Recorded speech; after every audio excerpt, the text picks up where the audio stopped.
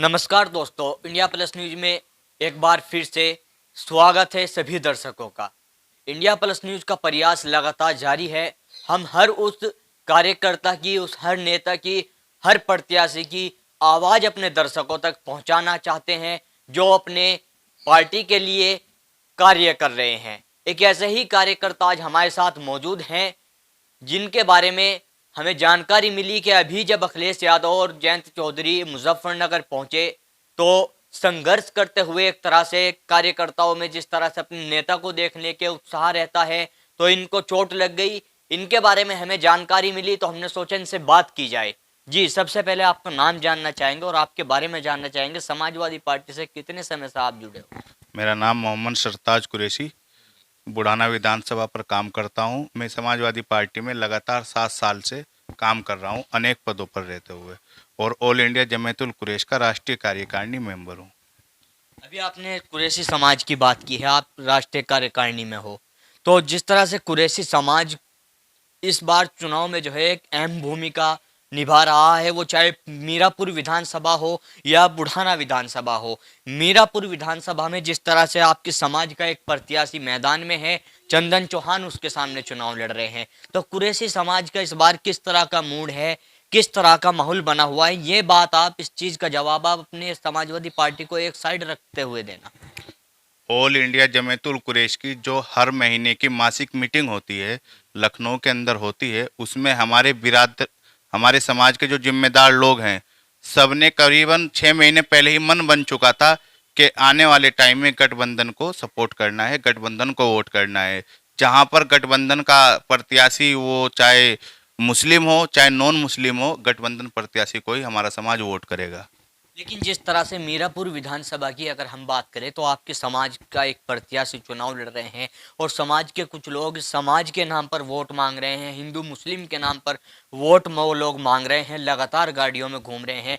क्या कहना चाहोगे आप उन लोगों के लिए? मैं उन लोगों के लिए ये निर्देश देना चाहता हूं और अपने समाज को ये बताना चाहता हूं कि जैसे आपने उन्हें जिला पंचायत में जिताकर उन्होंने बीजेपी को सपोर्ट किया था, इस बार मेरा कोई भी समाज गलती नहीं करेगा। समझदार है, बहुत होशियार है, वो गठबंधन को वोट देगा, चंदन चौहान को वोट देगा, गठबंधन को वोट देगा वो।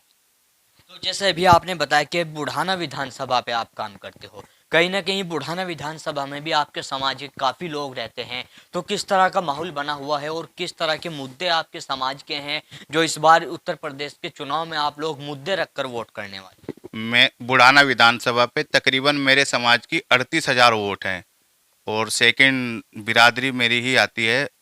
राणाओं के बाद जो मेरे समाज की सेकंड बिरादरी की 38,000 के तकरीबन वोट है। मेरे समाज टोटल गठबंधन पर है और माननीय राष्ट्रीय अध्यक्ष अखिलेश यादव को मुख्यमंत्री बनाना चाहते हैं। मेरे समाज की जो समस्या है वो सिर्फ भाई थोड़ा सा पुलिस का जो मामला होता है वो हमारे समाज में थोड़ा टाइट रहता है। ये मेरी जो है हमारे मामले की प्राथमिकता ये रहेगी, कारोबार की रहेगी, रोजगार की रहेगी, यह है, और पढ़ाई लिखाई पे जोर दिया जाएगा। जिस तरह से अभी आपने कारोबार की बात कही और पुलिस का जिक्र आपने किया है, आपके समाज के लोग अधिकतर जो है वो मीट वगैरह का काम करते हैं और जो पशुओं का जिस तरह से वो काम करते हैं, तो क्या लगता है आपको कि जो पिछले 5 साल में जो भारतीय जनता पार्टी की सरकार रही है, आपके समाज का उत्पीड़न हुआ है? जी, मेरे समाज का उत्पीड़न हुआ है और बेवजह मेरे समाज के लोगों को रोड पर, सड़कों पर पीटा गया है। और मेरे समाज, जहाँ तक मेरी सोच है कि माननीय राष्ट्रीय अध्यक्ष अखिलेश यादव जी मुख्यमंत्री बनेंगे तो लीगल ही सारे काम होंगे, अलीगल की हम भी सपोर्ट नहीं करेंगे, लीगल की हम सपोर्ट करेंगे। तो आपको मतलब गठबंधन से और अखिलेश यादव से उम्मीद है कि आपके समाज का कुछ भला अगर हो सकता है तो समाजवादी पार्टी में? जी, मुझे राष्ट्रीय अध्यक्ष श्री अखिलेश यादव जी से बहुत उम्मीद है कि वो मेरे समाज का कोई कारोबार, या जिस तरीके से इनका मीट कारोबार छीना है, वो किसी ना किसी तरीके से कोई रोजगार लाएंगे। लीगल तरीके का जो भी काम होगा, हमारी भी राष्ट्रीय अध्यक्ष जी से यही मांग होगी। जिस तरह से लगातार कुछ लोग इस तरह के होते हैं जो माहौल एक तरह से खराब करने की कोशिश करते हैं, जिस तरह से गौशालाएं जो बनी हुई हैं, गौ हत्याएं होती हैं, जिस तरह से पुलिस को फिर जो है कुछ सख्त निर्णय लेना पड़ता है, उन लोगों के लिए जो इस तरह का कार्य करते हैं, क्या मैसेज आप देना चाहोगे हमारे माध्यम से? मैं आपके चैनल के माध्यम से, आपका बहुत फेमस चैनल है, यही कहना चाहूँगा, चाहे इंशाल्लाह 10 मार्च को सरकार हमारी बन रही है, लेकिन अगर मेरा समाज भी गलत काम करेगा तो उसकी भी सपोर्ट हम नहीं करेंगे, हम लीगल काम की सपोर्ट करेंगे। अच्छा, जिस तरह से आप बुढ़ाना विधानसभा में लगातार आप बता रहे हो कार्य कर रहे हो, सक्रिय हो, तो किस तरह का माहौल इस बार बुढ़ाना विधानसभा में आपको नजर आ रहा है? किस तरह के मुद्दे हैं, किस तरह की समस्याएं हैं? क्या लगता है कि पिछले 5 सालों में जो कार्य हो जाना चाहिए उससे भी जो है बुढ़ाना विधानसभा अछूता है? तनवीर भाई, मैं आपको ये बात कहना चाहूँगा और आपका बहुत शुक्रगुजार हूँ कि आप मेरे पास आए और बात पूछी। मेरे समाज का जितना बुढ़ाना विधानसभा पे उत्पीड़न हुआ है, इससे ज़्यादा कहीं उत्पीड़न नहीं हो सकता। और जो है, मेरी ये कोशिश रहेगी कि आने वाले टाइम में मैं अपनी बिरादरी के लोगों को सम्मान दिला सकूं।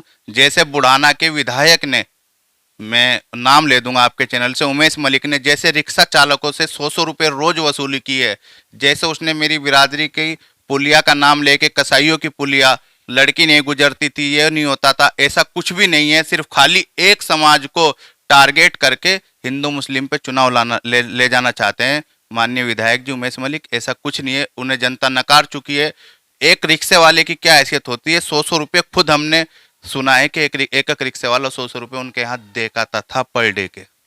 तो अब बड़े बड़े व्यापारियों का देख लो, उनका कितने, हर चीज में उनकी पत्ती थी, हर चीज में उनका हिस्सा था। तो जिस तरह से आप एक तरह से गंभीर आरोप आप विधायक पर लगा रहे हो, तो इस तरह की बात लगातार क्षेत्र के लोग भी हम बात कर रहे थे, तो उन लोगों का भी कहना है कि विधायक जी इस तरह का काम करते हैं। लेकिन जैसे अभी आपने 100 रुपये वाली बात कही है, तो क्या कारण आप मानते हो कि इस तरह की मानसिकता विधायक जी की क्यों है?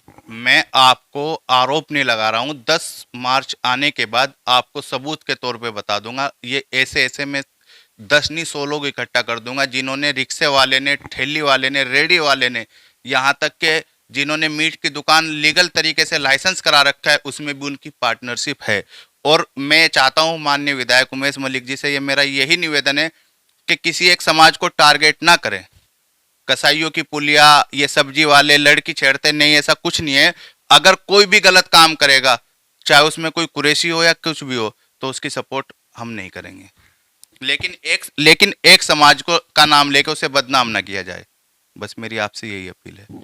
तो जिस तरह से समाज के आप राष्ट्रीय लेवल पे आप कार्य कर रहे हो, अपने समाज के जो एक संगठन है, तो क्या उत्तर प्रदेश में अपने समाज को आप हमारे माध्यम से किस तरह का मैसेज देना चाहते हो? किन मुद्दों पे वो अपना वोट करें, किस आधार पे वोट करें? किस तरह की समाज में ऐसी समस्याएं हैं जो आपको लगता है कि गठबंधन की सरकार आपके समाज के लिए कुछ भला कर सकती है? मेरे आपके चैनल के माध्यम से मैं ये कहना चाहूँगा अपने समाज को, खासकर मुजफ्फरनगर के और पूरे उत्तर प्रदेश के समाज को, कि शिक्षा पर, रोजगार पर वोट करे, गठबंधन को वोट करे, और अलीगल काम की बिल्कुल भी सपोर्ट ना करे, लीगल काम करे, लीगल का सपोर्ट करे। लीगल के लिए हम भी उनके साथ दिन रात 24 घंटे साथ हैं।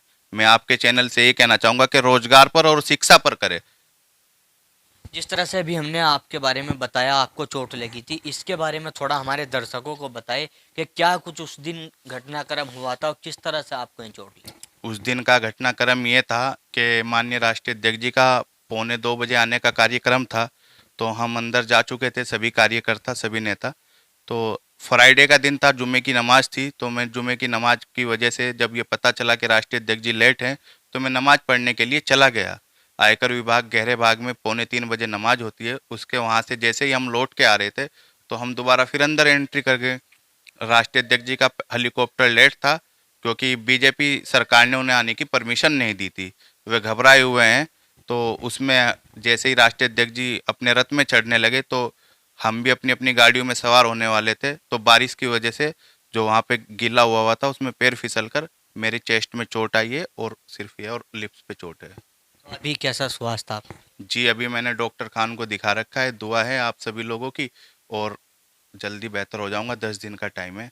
और कल माननीय राष्ट्रीय अध्यक्ष जी अखिलेश यादव ने जी भी हमें दिल्ली बुलाया हुआ है।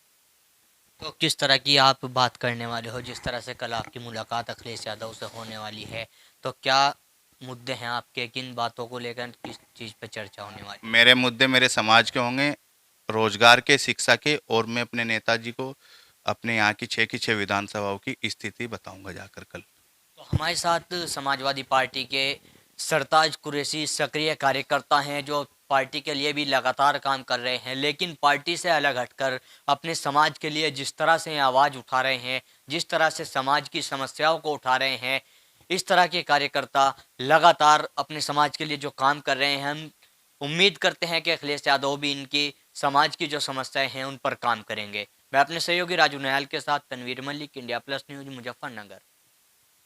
इंडिया प्लस न्यूज, सिर्फ वही जो सही।